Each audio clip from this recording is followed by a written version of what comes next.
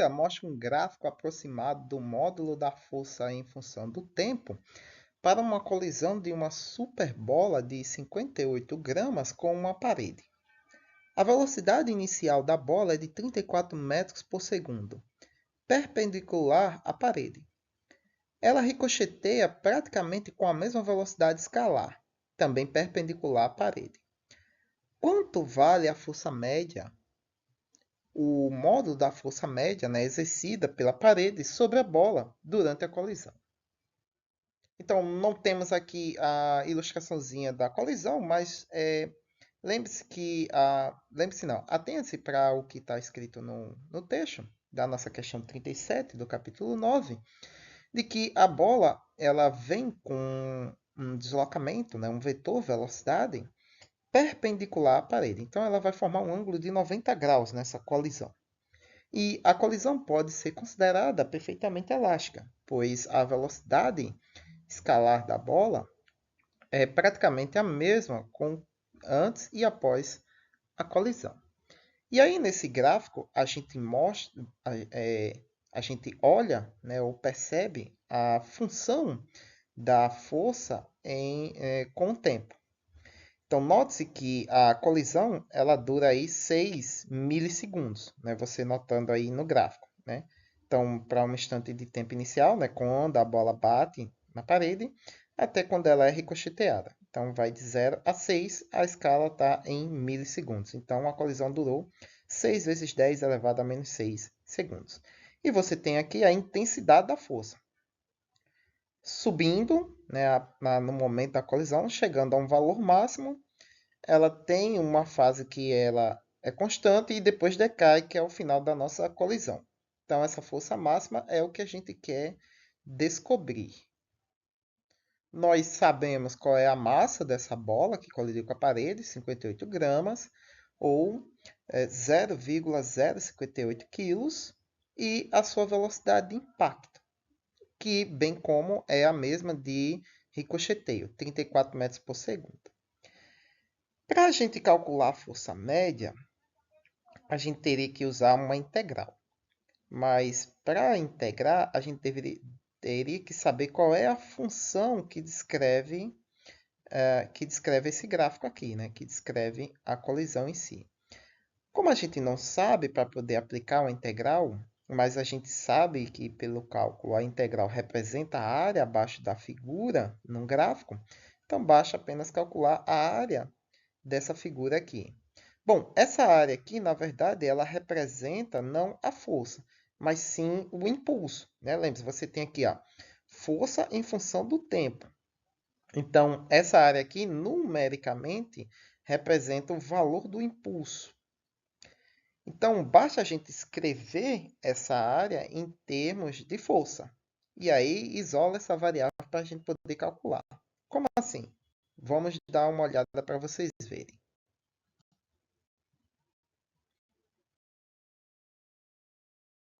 Então, vamos lá. Como é que a gente vai fazer isso? Dessa forma aqui.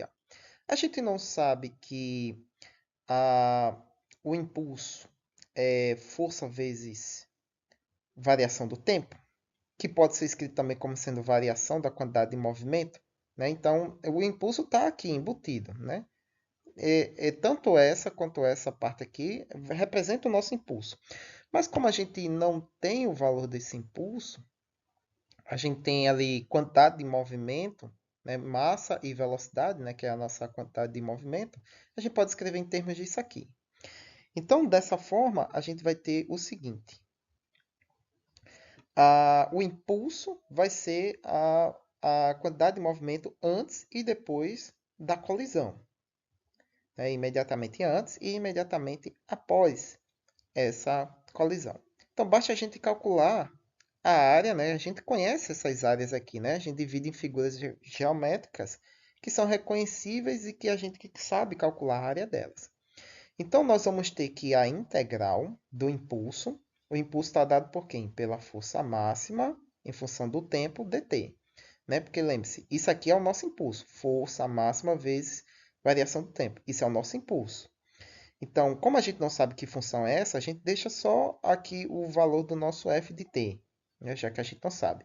Mas se a gente calcular essa área, a gente sabe que f de t dt vale essa área. E isso é igual ao quê? A variação da quantidade de movimento. Então, vamos calcular. A gente não sabe a função, mas a gente sabe qual é a área. Então, por exemplo, a gente pode dividir essa seção aqui em um triângulo. A gente conhece a área de um triângulo. Então, essa primeira área aqui, ela tem a cara de quê? Base vezes altura dividido por 2.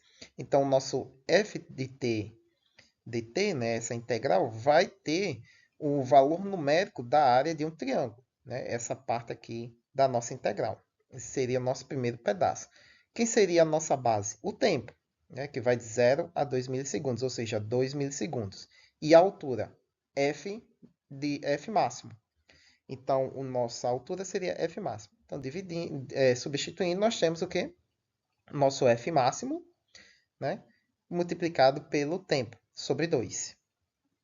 E seria quem? O nosso tempo é quem? 2 milissegundos. 2 vezes 10 elevado a menos 3. Multiplicado por quem? Por F. Quem é F? F máximo, né? Que é até o valor máximo aqui, que é a nossa altura, sobre 2. Isso aí vai dar que a nossa primeira parte da nossa integral da função f é 10 elevado a menos 3 f máximo.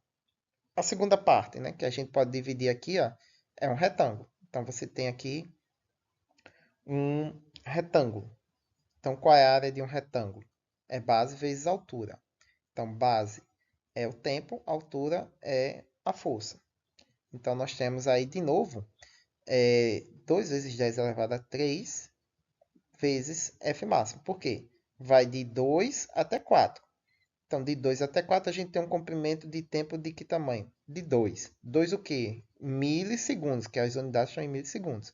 Então, 2 milissegundos. O mili é 10 elevado a menos 3. Então, tá aí, 2 vezes 10 elevado a menos 3. E a altura do retângulo? F máximo. Então, nosso F é F máximo.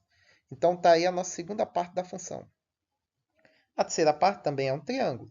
Então, mesma coisa que a gente fez na primeira parte. A base vezes altura dividido por 2. A base também é 2 milissegundos, né? De 4 até 6. Então, 2 milissegundos vezes a altura, que é quem? F máximo, dividido por 2. Então, está aí a nossa terceira parte da função. Então, a nossa integral, né, que seria a área abaixo da curva, é só simplesmente somar essas três áreas que a gente vai ter numericamente o valor da área dessa curva, que numericamente representa a solução da integral, que representa o impulso dado pela colisão dessa bola.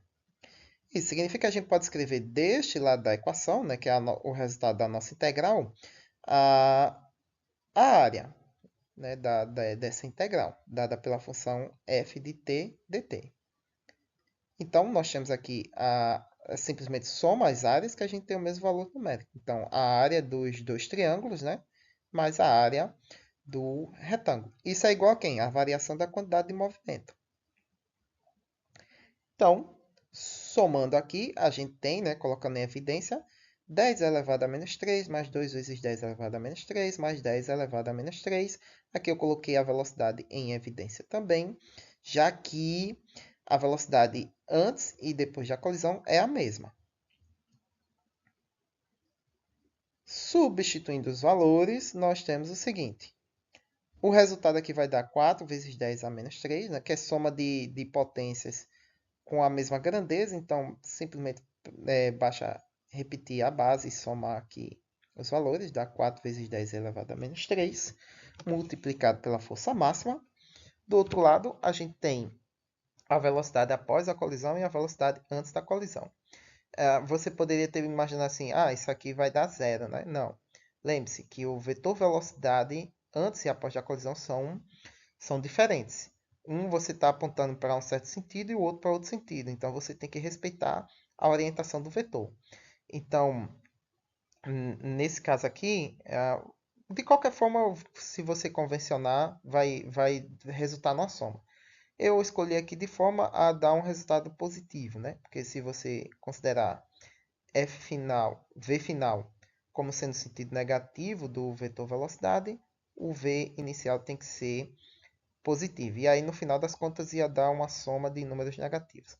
Aqui eu coloquei para que, no final das contas, dê uma multiplicação de sinais iguais e aí o resultado dê positivo e aí você faz uma soma em que o número vai gerar um valor positivo. Mas de qualquer forma, em módulo é positivo.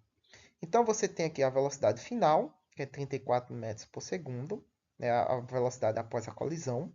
Então esse vetor velocidade seria aqui no sentido do eixo positivo do movimento. E a velocidade antes da colisão, que seria no sentido oposto, né? No sentido contrário ao que você estabeleceu como sendo no sentido positivo. Então, por isso, menos 34. Multiplicado pela massa, 0,058 kg, que é os nossos 58 gramas. Dessa forma, a gente vai ter o seguinte. 34 mais 34 não é, dá 68, vezes 0,058 dá 3,94. Sobre a, a soma aqui dos tempos. Né? 4 vezes 10 elevado a menos 3 milissegundos. E aí, resolvendo esse quociente, a gente tem que a força máxima exercida pela bolinha sobre a parede é de 986 newtons. No Halliday vai estar escrito 9,9 vezes 10 elevado a 2 newtons.